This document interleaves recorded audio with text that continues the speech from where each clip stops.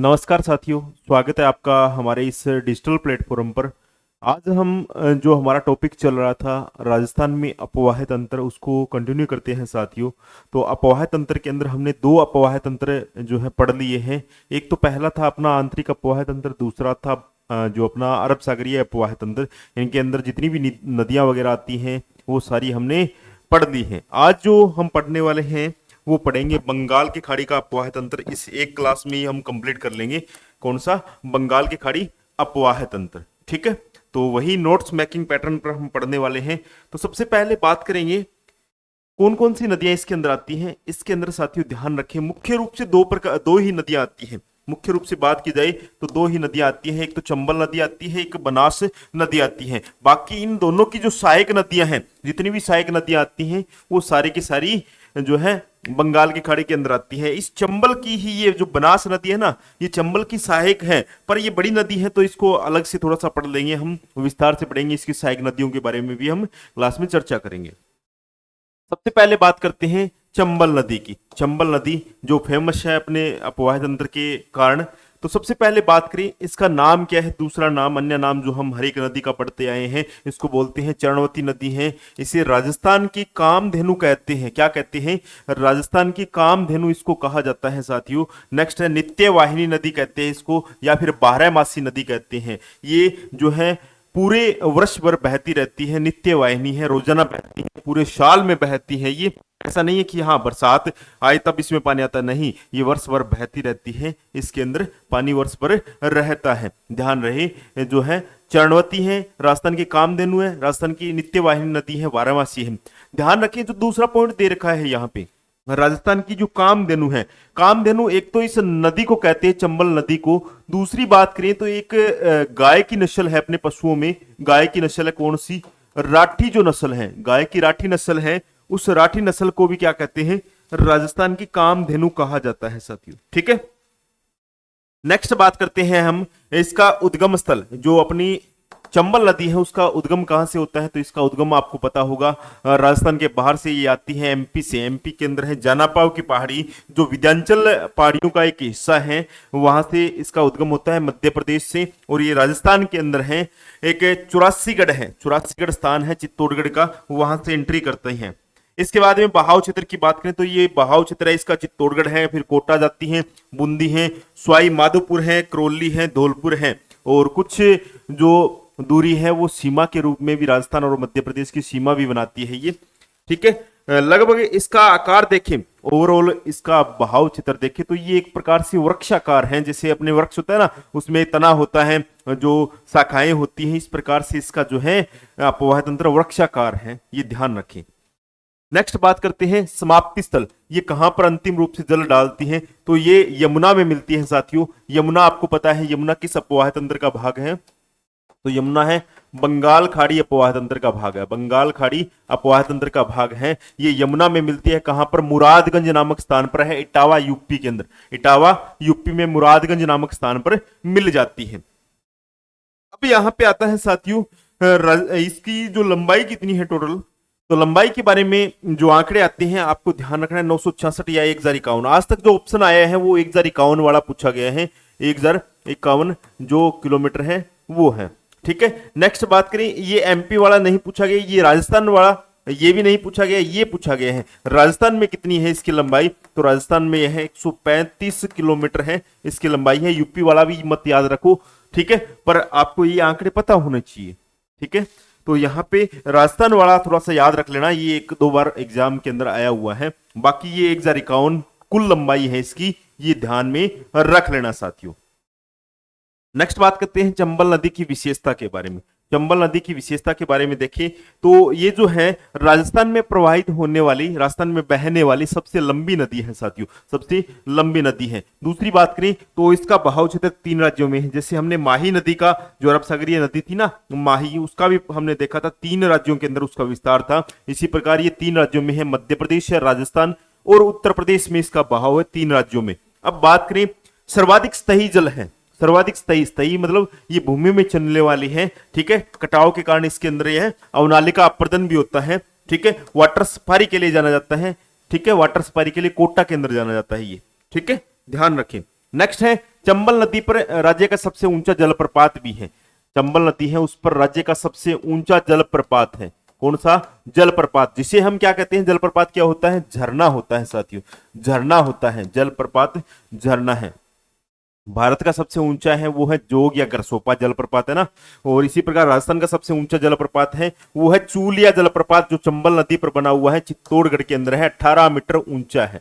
ध्यान रखिए कितने मीटर ऊंचा है, 18 मीटर ऊंचा है। नेक्स्ट बात करें जो चंबल नदी है उसके किनारे क्या है, तो चंबल नदी के किनारे एक तो कोटा शहर है अपना, एक है बूंदी का केशोरायपाटन है, केशोरायपाटन जो शुगर मिल भी है ना यहाँ पे वो है, ठीक है। नेक्स्ट चंबल रिवर फ्रंट, एक चंबल रिवर फ्रंट है, ये कहां पे है, लंबाई है इसकी 2.75 किलोमीटर है, कोटा के अंदर है साथियों। इसके वास्तुकार हैं अनूप भरतिया है, ध्यान रखिए अनूप भरतिया है जिनका निधन हो गया है पीछे, ठीक है। नेक्स्ट चंबल नदी पर बांध, अब चंबल नदी है उस पर बांधों के बारे में हमसे क्वेश्चन पूछे जाते हैं, बांध कौन कौन से बांध इस पर बने हुए हैं, तो इस पर 3 चरणों के अंदर साथियों, 3 चरणों के अंदर है 4 बांध बनाए गए हैं, 3 चरणों में 4 बांध बनाए गए हैं। पहले चरण के अंदर है 2 बांध बनाए गए हैं, बाकी एक एक बांध बनाया गया है। अब बात करें 3 चरणों के अंदर 4 बांध इसके अंदर बनाए गए हैं, 3 चरण जिनमें 4 बांध। पहले चरण के अंदर है एक तो गांधी सागर बांध बनाया गया है, एक दूसरा बनाया गया कोटा बैराज, कोटा बैराज बांध है जो कोटा के अंदर है, वो बांध है पहले चरण के अंदर बनाया गया है। एक तो गांधी सागर है, एक कोटा बैराज है, ठीक है। जो गांधी सागर बांध है, ये जो 4 बांध है ना साथियों, इन 4 बांध में से याद रखना 3 बांध तो है कहां पे, राजस्थान के अंदर है, 3 बांध राजस्थान के अंदर है, और एक बांध है कहां पर है, मध्य प्रदेश के अंदर है, एक बांध मध्य प्रदेश के अंदर है, मंदसौर के अंदर है। कौन सा है, गांधी सागर बांध है, मंदसौर एमपी के अंदर है। इसकी ऊंचाई की बात करें तो 62 मीटर है, ऊंचाई हमेशा मीटर में आती है, लंबाई जो किलोमीटर में लेंगे हम। इससे जो है जो सबसे बड़ा बांध है, ये जो चंबल नदी पर निर्मित बांध में से सबसे बड़ा बांध है, ये जो इसका निर्माण हुआ है वो पहले चरण के अंतर्गत हुआ है। पहला चरण बोले तो प्रथम चरण 1959 60 के अंदर पहला चरण था जिसमें गांधी सागर बांध और कोटा बैराज बनाया गया। दूसरा जो है पहले चरण में बनाया गया कोटा बैराज है साथियों, जो कि कोटा के अंदर है। ऊंचाई की बात करें तो 42 मीटर है, कितना है, 42 मीटर इसकी ऊंचाई है, ध्यान रखिए 42 मीटर इसकी ऊंचाई है। इस कोटा बैराज से केवल और केवल सिंचाई की सुविधा उपलब्ध है, इससे किसी भी प्रकार की पेयजल या फिर विद्युत संबंधी जो है यहाँ पे सुविधा उपलब्ध नहीं करवाई गई है, केवल और केवल सिंचाई। वेरी वेरी इंपॉर्टेंट डाल लेना, ये बहुत बार एग्जाम में आया हुआ है, ठीक है। केवल सिंचाई, कोटा बैराज से केवल सिंचाई होती है। ये भी पूछा गया है कहां पर है कोटा बैराज, तो कोटा बैराज कोटा के अंदर है साथियों, ध्यान रखें। नेक्स्ट बात करते हैं तीसरा जो बांध है, तीसरा बांध दूसरे चरण में बनाया गया है, दूसरा चरण 1970 के अंदर है, राणा प्रताप सागर बांध। कौन सा बांध है, राणा प्रताप सागर बांध है, जो कि कहां पर है, रावत भाटा चित्तौड़गढ़। ये रावत भाटा वही रावत भाटा है जिसे परमाणु नगरी के नाम से जानते हैं, किसके नाम से, परमाणु नगरी के नाम से जानते हैं साथियों, ध्यान रखें। नेक्स्ट है इसकी ऊंचाई है 36 मीटर है, ऊंचाई है 36 मीटर है। विद्युत उत्पादन इससे किया जाता है 172 मेगावाट, इससे विद्युत उत्पादन किया जाता है। भराव क्षमता के आधार पर साथियों सबसे बड़ा बांध है, भराव क्षमता के आधार पर है सबसे बड़ा बांध है, ये ध्यान रखें।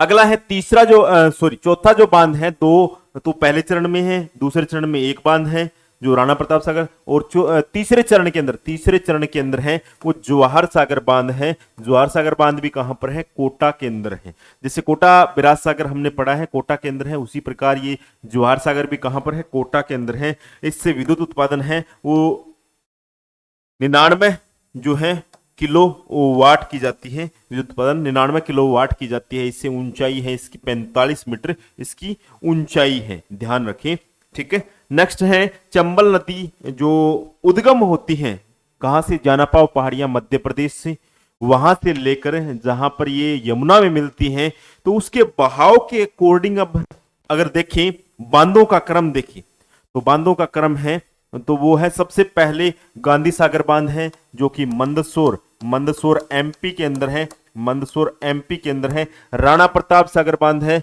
चित्तौड़गढ़ के अंदर है। दूसरा बांध पहला बांध है, दूसरा बांध राणा प्रताप सागर, तीसरा है जवाहर सागर जो कि कहां पर है, कोटा के अंदर है, और चौथा बांध है कोटा बैराज जो कि कहां पे है, कोटा के अंदर है। तो ध्यान रखें। और एक और आपको ध्यान में रखना है कि एकमात्र ऐसी नदी है, कौन सी, चंबल नदी, जिस पर 100 किलोमीटर के दायरे के अंदर, 100 किलोमीटर के दायरे के अंदर है, यहां पे 3 बांध बनाए गए हैं। 100 किलोमीटर दायरे में 3 बांध यहां पे इस नदी पे बनाए गए हैं। एक तो राणा प्रताप सागर बांध है, एक जवाहर सागर है, एक कोटा बैराज से। ध्यान रखें। अगला पॉइंट आता है अपना चंबल नदी की सहायक नदियां। अब बात करते हैं चंबल की सहायक नदियां कौन कौन सी हैं। तो चंबल की सहायक नदियों में मुख्य सहायक नदी है, बनास नदी आती है, काली सिंध नदी आती है, पार्वती है, सीप है, आहू है, परवन है, वामनी है, मेज है, चाकण है, सिपरा है, अघेरी है, कुन्नू है। ये सारी सहायक है किसकी, चंबल नदी की है। ठीक है, इनमें मुख्य मुख्य हमें पढ़नी है। तो सबसे पहले हम बात करते हैं कौन सी नदी के बारे में, काली सिंध नदी के बारे में। सबसे पहले Kali Sindh very very important, जो चंबल की सहायक नदियों में है, इनसे पूछा जाता है कि कौन सी चंबल की सहायक नदियां हैं या फिर कौन सी बंगाल की खाड़ी की अपवाह तंत्र की है। तो ये जो सीधी डायरेक्ट बंगाल की खाड़ी वाले में नहीं जाती है, ये चंबल में मिल जाती है, और चंबल आगे जाके यमुना में मिलती है, वो भी सीधी डायरेक्ट नहीं जाती है अपनी बंगाल की खाड़ी में। यमुना गंगा में मिलती है, गंगा बंगाल की खाड़ी में मिलती है। इस प्रकार से इनका अपोवाह होता है। काली सिंध की बात करें तो ये देवास मध्य प्रदेश से इसका उद्गम होता है, यानी एमपी से इसका उद्गम होता है। राज्य में प्रवेश होती है, ये झालावाड़ से प्रवेश करती है। बहाव क्षेत्र झालावाड़, कोटा, बारा, और बारह में जो है अपने नानेरा के अंदर है, कोटा में मिल जाती है। नानेरा जाके चंबल नदी में मिल जाती है, नानेरा गांव कोटा, जो कि चंबल में इसका मिलन स्थान है। किसका, काली सिंध का। काली सिंध नदी है, उसका जो मिलन स्थल है चंबल से, वो नानेरा स्थान है एक कोटा के अंदर, वहां पर चंबल में मिल जाती है सती। नेक्स्ट हम बात करते हैं इसकी सहायक नदियों की। तो इसकी सहायक नदी है, परवन है, आहू है, उजाड़ है। ठीक है, परवन, आहू, उजाड़। और आपने पढ़ा होगा एक जल दुर्ग है सबसे प्राचीन, गागरोन जल दुर्ग, जो कि एक जो काली सिंध और आहू नदियों के संगम पर बना हुआ है। आहू व काली सिंध नदियों के संगम पर कौन सा है, गागरोन दुर्ग, जो कि झालावाड़ के अंदर है। ये ध्यान रखिए। परवन जो नदी है, इसकी सहायक नदी है किसकी, अरे काली सिंध की सहायक नदी है। काली सिंध की जो सहायक नदी है कौन सी, परवन नदी है। उस पर एक दुर्ग बनाया गया है, शेरगढ़, जिसे कोषवर्धन दुर्ग कहते हैं। कोषवर्धन गढ़ या कोषवर्धन दुर्ग कहते हैं। 12 के अंदर है, परवन नदी पर है, परवन नदी के अंदर, परवन नदी पर किनारे बना हुआ है। नेक्स्ट बात करते हैं साथियों, एक और सहायक नदी है चंबल की, पार्वती। ये भी इंपॉर्टेंट है, इससे भी बहुत बार क्वेश्चन आए हुए हैं। Very very important, very very important है। उद्गम स्थल है सीहोर क्षेत्र, मध्य प्रदेश है साथियों। राज्य में प्रवेश है करियावाट, 12 के अंदर है। राज्य में करियावाट 12 है। बहाव क्षेत्र की बात करें तो 12 है, कोटा है, सवाई माधोपुर। ठीक है, सवाई माधोपुर। अब बात करें जो सवाई माधोपुर का एक पालिया गांव है, पालिया गांव में जो है चंबल में मिल जाती है। ये पालिया में जो है चंबल से मिल जाती है पार्वती नदी। ठीक है, अब बात करते हैं विशेषता इसकी क्या है। तो ये राजस्थान व मध्य प्रदेश के मध्य दो दो बार सीमा बनाती है। राजस्थान और जो एमपी है, उन दोनों के मध्य दो दो बार ये सीमा बनाती है। इनके मध्य दो दो बार सीमा बनाती है। ये आपको ध्यान में रखना है साथियों। नेक्स्ट है अगली सहायक नदी है, वो है वामनी नदी। कौन सी है, वामनी नदी है। वामनी नदी की बात की जाए तो इसके दूसरे नाम है इसका ब्राह्मणी नदी कहते हैं इसको। इसका उद्गम है, वामनी नदी जो है उसका उद्गम होता है हरिपुरा या हीरापुरा, चित्तौड़गढ़ से इसका उद्गम होता है।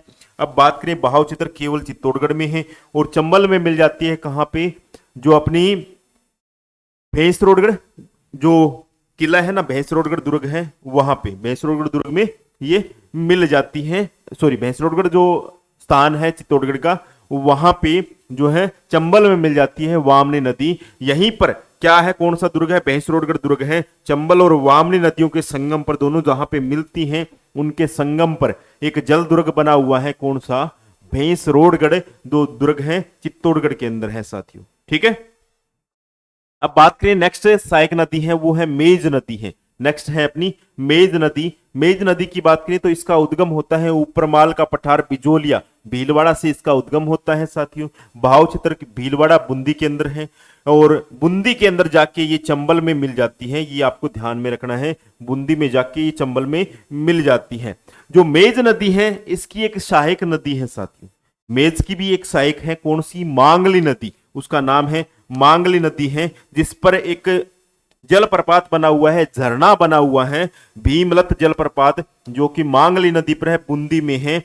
ये जो क्वेश्चन है कि भीमलत जलप्रपात, भीमलत जलप्रपात है कौन सी नदी पर है, तो ये बहुत बार रिपीट हुआ है, कम से कम 5-6 बार रिपीट हो चुका है एग्जाम्स के अंदर, तो ये ध्यान रखें, अपना इंपोर्टेंट डाल लेना इसको, ठीक है।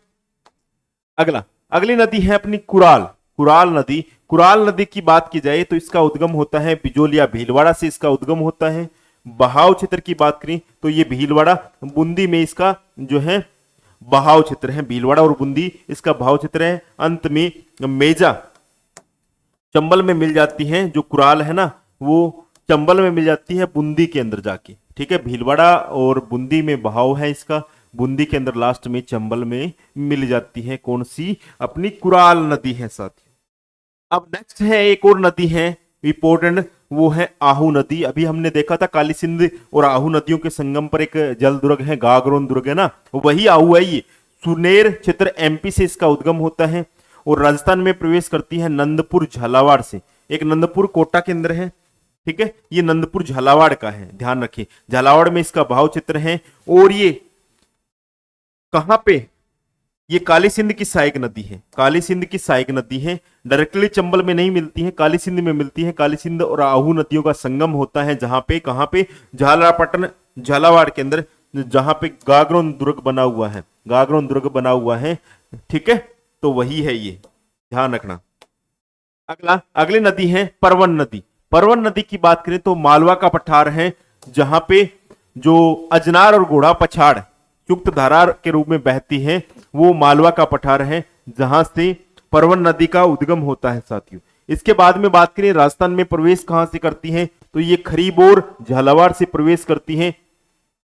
इसके बाद में जो परवन नदी है, अपनी परवन नदी है, उसके किनारे क्या क्या है, तो शेरगढ़ अभ्यारण्य जो बारावाड़ा है, उस शेरगढ़ अभ्यारण्य जो है वो परवन नदी के किनारे है साथियों, ध्यान रखें अपने। अगला है परवन व काली खोह के संगम पर है मनोहर थाना दुर्ग बना हुआ है। परवन और काली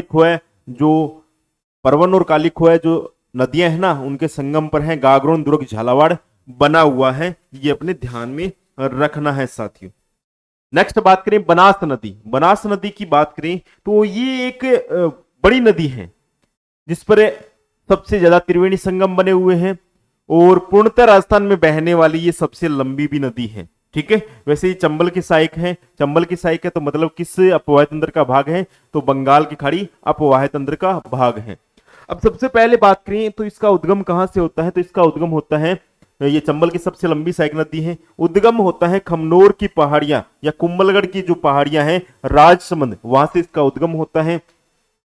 इस नदी के उपनाम से भी बहुत बार क्वेश्चन आए हुए हैं, तो उपनाम आपको याद रखने हैं। वन की आशा है, वर्णाशा है, वशिष्ठी नदी है, इसकी उपनाम है साथियों, ठीक है। नेक्स्ट बात करें इसका बहाव क्षेत्र कहां कहां पे ये बहती है, तो ये राजसमंद से इसका उद्गम होता है, खमनोर की पहाड़ियां राजसमंद से, ठीक है। और चित्तौड़गढ़, भीलवाड़ा, शाहपुरा, केकड़ी, टोंक, सवाईमाधोपुर में इसका जो है बहाव क्षेत्र है। अब समाप्ति स्थल की बात करें तो समाप्ति स्थल है इसका रामेश्वर धाम, सवाईमाधोपुर, जहां पे चंबल, बनास और सीप, ये तीनों नदियां मिलकर एक त्रिवेणी संगम का निर्माण करती हैं। कौन सा स्थान है वो स्थान है रामेश्वर स्थान। रामेश्वर स्थान है जो कहां का है, सवाईमाधोपुर का है। ये स्थान जो है मीणाओं का प्रयागराज कहलाता है। क्या कहलाता है? मीणाओं का प्रयागराज इसे कहते हैं, मीणाओं का प्रयाग राज है, मीणाओं का पवित्र ये स्थान है, त्रिवेणी संगम है, एक धाम है, ठीक है। अगला, इसकी कुल लंबाई 480 किलोमीटर है, केवल राजस्थान के अंदर है, ये केवल राजस्थान में बहती है, ये केवल राजस्थान में बहने वाली सबसे लंबी नदी है, राजस्थान की सबसे लंबी नदी है, ठीक है। अब बात करें विशेषता कौन सी इसकी विशेषताएं हैं? तो पूर्णतः राजस्थान में बहने वाली सबसे लंबी नदी है, सर्वाधिक जल ग्रहण क्षेत्र वाली नदी है, सर्वाधिक जल ग्रहण वाली ये जो नदी है। अब बात करें जो इसके अंदर जो बनास नदी है अपनी, उस पर कौन कौन से बांध बनाए गए हैं या फिर इसके किनारे कौन कौन से शहर बसे हुए हैं। तो सबसे पहले बात करें इसके किनारे या इसके ऊपर बांध कौन कौन से हैं। तो इस पे जो है एक बांध बना हुआ है नंद समंद बांध, जो कि राजसमंद के अंदर है। एक बांध है बिशलपुर बांध जो टोंक के अंदर है। एक है इसरदा बांध जो सवाई माधोपुर में है। अब ये जो बिशलपुर बांध है ना साथियों, ये ध्यान रखना, राजस्थान की सबसे बड़ी पेयजल परियोजना है। राजस्थान की सबसे बड़ी पेयजल परियोजना है, सबसे बड़ी पेयजल परियोजना है ये, पेयजल परियोजना है। राजस्थान की सबसे बड़ी पेयजल परियोजना है कौन सी है? बिशलपुर जो परियोजना है, बिशलपुर बांध परियोजना है, वो राजस्थान की सबसे बड़ी पेयजल परियोजना है। ये अपने को ध्यान में रखना है। नेक्स्ट बात करें अगर बनास नदी, तो बनास नदी राजस्थान में सबसे ज्यादा त्रिवेणी संगम बनाती है। त्रिवेणी संगम का अर्थ होता है तीन नदियों का संगम, तीन वेणियों का संगम, तीन जल धाराओं का संगम वो होता है। तो सबसे ज्यादा कौन कौन से? पहला है, दूसरा और तीसरा सबसे ज्यादा।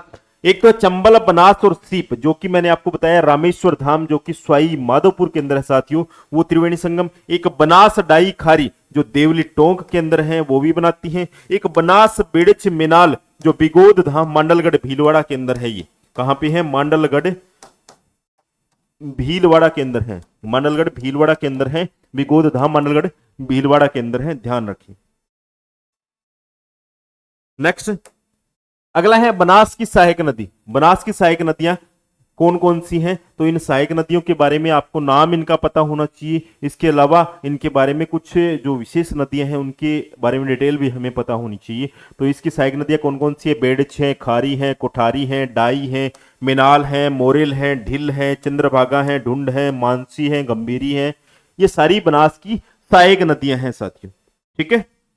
अब बात करते हैं इनके अंदर जो इंपॉर्टेंट एक दो नदियां हैं उनके बारे में देख लेते हैं। मुख्य मुख्य जो नदियां हैं वो देख लेते हैं। सबसे पहले बात करते हैं हम बेड़च नदी की। तो बेड़च नदी का अन्य नाम क्या है? तो इसको बोलते हैं आयड़ नदी बोलते हैं साथियों। आयड़ नदी ये एक झील का निर्माण करती है, कौन सी? उदय सागर झील का निर्माण करती है, ठीक है। उद्गम कहां से होता है? गोगुंदा की पहाड़ियां उदयपुर से होता है। बहाव क्षेत्र उदयपुर, चित्तौड़गढ़ और भीलवाड़ा, भीलवाड़ा में जाके ये एक त्रिवेणी संगम का निर्माण करती है। मांडलगढ़ के अंदर है वो, है ना, बनास नदी में वहां पे मिल जाती है। एक समाप्ति स्थल, इसका समाप्ति स्थल कौन सा है? तो बिगोद धाम, बिगोद धाम बनास बेड़च मेनाल, बनास बेड़च मेनाल। इसके ऊपर जो है कौन सा बांध है? बांध की बात करें तो बांध है इसके ऊपर घोषुंडा बांध है। कौन सी नदी है? बेड़च नदी है जिस पर घोषुंडा बांध बना हुआ है। चित्तौड़गढ़ के अंदर है साथियों, ध्यान रखिए चित्तौड़गढ़ के अंदर है। अगला है विशेषता। विशेषता की बात करें तो ये जो विशेषता है इसकी, एक तो बेड़च नदी उदय सागर झील का निर्माण करती है, ये मैं बता चुका हूं आपको, ठीक है। इस उदय सागर झील है, ये बेड़च नदी है, उदय सागर झील में आती है और उसके बाद में आयड़ नदी के रूप में बहती है। यहां पे उदय सागर झील है, उदय सागर झील का निर्माण करती है, ये बेड़च के नाम से आती है और बाहर निकलती है किसके नाम से? आयड़ के नाम से निकलती है, ठीक है। आयड़ के नाम से बाहर निकलती है। इससे आयड़ नदी या बेड़च नदी के किनारे हैं जो अपनी राजस्थान की आहड़ सभ्यता विकसित हुई है। आहड़ सभ्यता जो कि कहां पर है? उदयपुर के अंदर है साथियों। ये किसके किनारे है? बेड़च नदी के किनारे विकसित हुई है। कौन सी नदी है? बेड़च। बेड़च बोले तो आयड़ नदी, कौन सी? आयड़ नदी, दोनों एक ही हैं। ये निर्माण करती है किसका? एक झील का। कौन सी झील? उदय सागर झील। कौन सी है? उदय सागर झील का निर्माण करती है, ठीक है। अब नेक्स्ट बात करते हैं साथियों, एक नदी और आती है बनास की सहायक नदी, कौन सी? कोठारी नदी। कोठारी नदी है जिसका उद्गम होता है दिवेर राजसमंद से। बहाव क्षेत्र की बात करें तो राजसमंद, भीलवाड़ा, साहेबपुरा से इसका जो है ये बहती है। बांध की बात करें तो कोठारी नदी पर है एक मेजा बांध बनाया गया है, मेजा बांध, जिसे भीलवाड़ा के अंदर है ये मेजा बांध, जिसको कहते हैं ग्रीन माउंट के नाम से भी जाना जाता है। ग्रीन माउंट के नाम से भी, माउंट के नाम से भी जाना जाता है। मेजा बांध को ग्रीन माउंट के नाम से जाना जाता है साथियों। नेक्स्ट बात करें समाप्ति स्थल। समाप्ति स्थल है तो इसका मांडलगढ़ भीलवाड़ा के अंदर इसका समाप्ति स्थल है। नेक्स्ट इसके किनारे क्या क्या है? तो इसके किनारे हैं, एक तो है बागोर सभ्यता है जो भीलवाड़ा के अंदर है। नेक्स्ट प्राचीनतम जो बागोर सभ्यता है ना, उससे प्राचीनतम पशुपालन के अवशेष प्राप्त हुए हम, ठीक है, जो एक कोठारी नदी के किनारे है, बागोर सभ्यता है। उस बागोर सभ्यता से पशुपालन के प्राचीनतम अवशेष हमें प्राप्त हुए हैं। तो ये भी पॉइंट अपने को ध्यान में रखना है। जो एक बागोर सभ्यता मैंने आपको बताई है, ये वेरी वेरी इंपॉर्टेंट है। ठीक है, नेक्स्ट है मिनाल नदी। मिनाल नदी की बात करें तो उद्गम होता है मिनाल नदी का, वो होता है बेगू चित्तौड़गढ़ से। बहाव क्षेत्र है चित्तौड़गढ़ और भीलवाड़ा है। ठीक है, और ये एक बिगोद धाम जो त्रिवेणी संगम बनता है अपना बनास नदी के द्वारा, बनास बेड़च मिनाल, बनास बेड़च मिनाल, जो वही मिनाल नदी है। ये समाप्ति स्थल कहां पर है? बिगोद धाम के अंदर है, भीलवाड़ा के अंदर है। इसके ऊपर एक जलप्रपात बना हुआ है, कौन सा? मिनाल जलप्रपात, भीलवाड़ा। वेरी वेरी इंपॉर्टेंट पूछा गया है एग्जाम्स के अंदर, मिनाल जलप्रपात कहां पर है? तो भीलवाड़ा में है। अगला क्वेश्चन है खारी नदी। खारी नदी है, खारी नदी के बारे में बात करें तो ये सहायक नदी किसकी है? जो अपनी बनास नदी है उसकी सहायक नदी है। अब बात करें उद्गम स्थल इसका, तो ये बिजराल की पहाड़ियां राजसमंद से इसका उद्गम होता है साथियों। नेक्स्ट बहाव क्षेत्र राजसमंद, भीलवाड़ा, साहेपुरा, केकड़ी, टोंक जो है इसके अंदर ये बहती है। अब इसका समाप्ति स्थल या अंतिम बिंदु जहां पर ये जो कोई सागर या फिर कोई नदी में विलय हो जाती है तो वो है राजमहल देवली टोंक है, जहां पे एक त्रिवेणी संगम बनता है, बनास डाई खारी का त्रिवेणी संगम, इन तीन नदियों का त्रिवेणी संगम होता है वहां पे, उसमें ये खारी नदी वही है। ठीक है, और इसके किनारे क्या है? असिंद भीलवाड़ा शहर है, असिंद भीलवाड़ा। देवनारायण जी जिससे संबंधित है ना, देवनारायण जी वही है। इसके ऊपर खारी नदी पर है एक बांध बनाया गया, कौन सा? नारायण सागर बांध है, जो कि अजमेर में है, नारायण सागर बांध। इस नारायण सागर बांध को अजमेर का समुंदर कहते हैं, अजमेर का समुंदर कहते हैं इसको। क्या कहते हैं? अजमेर का समुंदर इसको कहा जाता है साथियों, ध्यान रखें। अगला है मोरेल नदी। मोरेल नदी की बात करें तो इसका उद्गम होता है चैनपुरा, चैनपुरा जयपुर ग्रामीण से होता है। राजस्थान का नरक जो बुचड़खाना है इसको बोला जाता है, कौन सी नदी को? मोरेल नदी को। मोरेल नदी को राजस्थान का बुचड़खाना या नरक कहा जाता है। ठीक है, इसका बहाव जयपुर ग्रामीण है, दौसा है, गंगापुर सिटी है, स्वाईमाधोपुर है। ठीक है, और इसका विलय जो होता है वो खंडार स्वाईमाधोपुर के अंदर है, बनास नदी में इसका जो विलय हो जाता है। ये सहायक किसकी है? बनास नदी की ही सहायक है। नेक्स्ट इस पर कौन सा बांध है? मोरेल नदी है, तो इस पर एक बांध बना हुआ है, मोरेल बांध बना हुआ है, ये भी आप ध्यान में रखें। नेक्स्ट है जो मोरेल नदी है उसकी सहायक नदियां कौन कौन सी है? तो एक है ढूंढ नदी है, एक काली सिंध नदी है, काली सिंध नदी है जिसके किनारे, काली सिंध नहीं है ये सॉरी काली सील नदी है, ये काली सील नदी है। कौन सी है? काली सील नदी है, काली सील नदी है जिस पर अपनी त्रिकुट पर्वत है, इसके यहाँ पे त्रिकुट पर्वत है जिस पर केला देवी का मंदिर बना हुआ है, जो कि काली सील नदी के किनारे है, करौली के अंदर है। इसका निर्माण गोपाल सिंह ने करवाया था, ध्यान रखें। अपनी जो अपनी केला देवी है जिसे बोलते हैं अंजना देवी, जो अंजना देवी है ना, अंजना माता, अंजना माता है जो हनुमान जी की माता है, उसका स्वरूप यहाँ पे माना जाता है इस केला माता को। और यहाँ पे गुटकन नृत्य किया जाता है, गुटकन नृत्य किया जाता है, और यहाँ पे लांगुरिया गीत गाए जाते हैं, लांगुरिया गीत गाए जाते हैं, लांगुरिया गीत गाए जाते हैं, और गुटकन नृत्य किया जाता है, गुटकन नृत्य किया जाता है। ये लांगुरिया गीत है हनुमान जी के आराध्य में, हनुमान जी के लिए, ये हनुमान जी के लिए जो है गीत गाए जाते हैं। लांगुरिया, लांगूर आपको पता ही है ना, लंगूर हनुमान जी के प्रतीक के रूप में।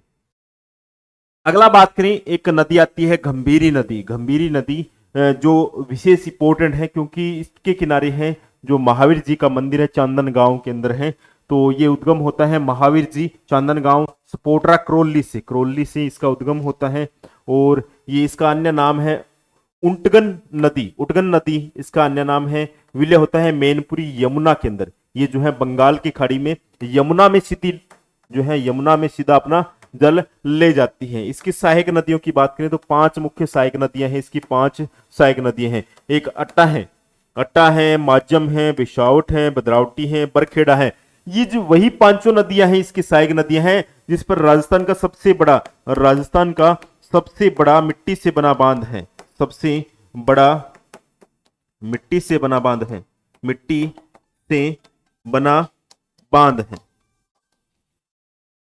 ठीक है, ये ध्यान रखिए, मिट्टी से बना सबसे बड़ा बांध जो है किसके किनारे है? तो ये है गंभीरी नदी, या फिर गंभीरी नदी आपको ऑप्शन में न देकर कौन सी है, ये 5 नदियों के नाम दे रखे हो तो ये 5 नदियां हो जाएगी। ठीक है, तो ये ध्यान रखिए अपने 5 नदियां हैं जिस पर पांचना बांध बना हुआ है करौली के अंदर, पांचना बांध करौली के अंदर है। ठीक है, ओके। और ये किससे बना हुआ है, पूर्णतः मिट्टी का बना हुआ है, करौली के अंदर है, पांचना बांध करौली के अंदर है। ठीक है, चलिए अगला जो पॉइंट है, जो अपनी प्रमुख नदियां हैं। हाँ ठीक है गुरु, सही है। Guarantee warranty, guarantee warranty.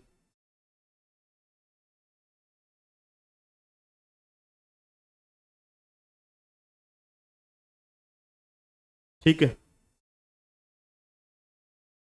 2100 mAh battery, 2100 mAh cell ले लेना। ठीक है, तो अब बात करते हैं नदियां और उनके किनारे जो दुर्ग या किले हैं उनकी बात कर लेते हैं साथियों। ठीक है, तो अब बात करते हैं, पहला है कौन सी, काली सिंध या आहू नदी है। 1 मिनट, एक कॉल आया है, मैं अभी कॉल अटेंड कर रहा हूं। ठीक है,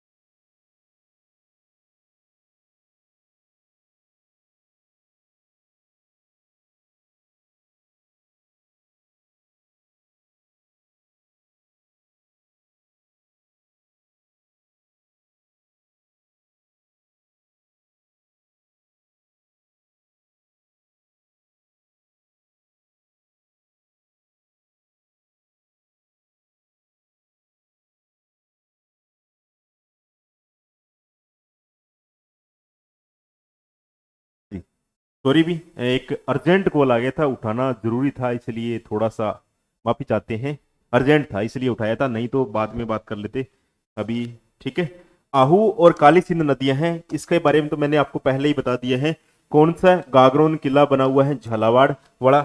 नेक्स्ट है चंबल और वामनी नदी है, या ब्राह्मणी नदी जिसे बोलते हैं, जहां पे भैंसरोडगढ़ किला है, चित्तौड़गढ़ है। ये सारी हमने पहले कर लिए हैं, पर एक साथ बता देता हूं यहाँ पे ताकि आपको आसानी रहे। ठीक है, एक बेड़च और गंभीर नदी है जिस पर चित्तौड़गढ़ का किला है। चित्तौड़गढ़ के किले की बात करें तो ये एक पठार है, कौन सा, मेषा पठार, मेषा पठार पर ये दुर्ग बना हुआ है। और नदियां पूछ ले, 2 नदियां कौन सी हैं, बेड़च और गंभीरी, गंभीरी और बेड़च नदियां हैं जिनके संगम पर है मेषा का पठार है, वहां पे चित्तौड़गढ़ दुर्ग बना हुआ है। नेक्स्ट है परवन और कालीखोह, कालीखोह नदियां जहां पर मनोहर थाना दुर्ग है झालावाड़ वाला, यहां पे बना हुआ है साथियों, ये अपने ध्यान में रखें। नेक्स्ट बात करते हैं साथियों, वो है जो प्रमुख जलप्रपात कौन कौन से हैं। और आज की क्लास में जो हमने नदियां कंप्लीट कर लेनी है, ये जलप्रपात भी आपको मैंने वैसे करवा दिए हैं, पर थोड़ा सा यहाँ पे आप देख सकते हो, इसी के साथ अपना टॉपिक कंप्लीट हो जाएगा। तो जलप्रपात, जलप्रपात कौन कौन से स्थान है, फिर नदी है। ठीक है, पहला जलप्रपात है अपना चूलिया जलप्रपात, जो कि भैंसरोडगढ़ चित्तौड़गढ़ के अंदर है, चंबल नदी पर है साथियों। ठीक है, दूसरा है मेनाल जलप्रपात है, जो कि मेनाल भीलवाड़ा के अंदर है और मेनाल नदी पर है। ठीक है, तीसरा जलप्रपात है वो है भीमलत जलप्रपात है, और ये भीमलत बूंदी के अंदर है, मांगली नदी पर है। ये हम कर चुके हैं पहले नदियों के अंदर, पर एक साथ आपको यहाँ पे मटेरियल मिल जाता है तो एक साथ बढ़िया रहता है, एक साथ आपको याद करने में। ठीक है, वहां पे अलग अलग नदियों में हमने पढ़ा था। अरना झरना, अरना झरना कहां पर है, जोधपुर के अंदर है, ये ध्यान रखें, नदी नहीं है यहाँ पे। दिर, दिर है कहां पर है, दिर भरतपुर के अंदर है, काकुंद नदी पर है। और दामोह जलप्रपात है वो धौलपुर के अंदर है, बांडी नदी है। नेक्स्ट है भीलबेरी, भीलबेरी है पाली के अंदर है, नदी नहीं है यहाँ पे। ठीक है, ये ध्यान रखें, इनसे क्वेश्चन सीधे सीधे आते हैं कि भीमलत जलप्रपात कहां पर है, चूलिया जलप्रपात कहां पर है। ये सारा का सारा, ये जो चूलिया जलप्रपात चंबल नदी में है, नदी पर है, राजस्थान का सबसे ऊंचा है, बात की थी हमने राजस्थान का सबसे ऊंचा जलप्रपात, सबसे ऊंचा जलप्रपात है, ऊंचा जलप्रपात है, ये हमने बात की थी पहले। ठीक है, तो ये ध्यान रखिए अपने। और इसी के साथ अपना जो है नदियों वाला अपवाह तंत्र वाला टॉपिक कंप्लीट हो गया है साथियों। तो मिलते हैं नेक्स्ट। नेक्स्ट हमारा टॉपिक रहेगा जलवायु का, जो हमारे टॉपिक सिलेबस में मेंशन किया हुआ है जलवायु, तो उसके बारे में हम अध्ययन करने वाले हैं। ठीक है, तो आशा और उम्मीद है कि आपको ये क्लास अच्छी लगी होगी। थोड़ा सा बीच में एक कॉल आ गया था, उसकी वजह से थोड़ा सा डिस्टरबेंस हो गया था, उसके लिए माफी चाहते हैं, अर्जेंट था इसलिए उठा लिया था। ठीक है, तो आप जो है प्लेलिस्ट में जाके सारी क्लासें हमारी विजिट करिएगा, ये क्लास आप आराम से दोबारा देखिएगा इसको। ठीक है, दोबारा भी देखना, रिवीजन हो जाएगा आपका साथ में। साथ ही साथ हमारे उत्तम पाठशाला एप्लीकेशन को आप डाउनलोड कर लीजिएगा, वहां पे फर्स्ट ग्रेड की फर्स्ट प्रथम प्रश्न पत्र की आपकी टेस्ट सीरीज चल रही है, वो भी आप जरूर ज्वाइन करें। तो मिलते हैं साथियों नेक्स्ट क्लास के साथ, तब तक के लिए जय हिंद जय भारत।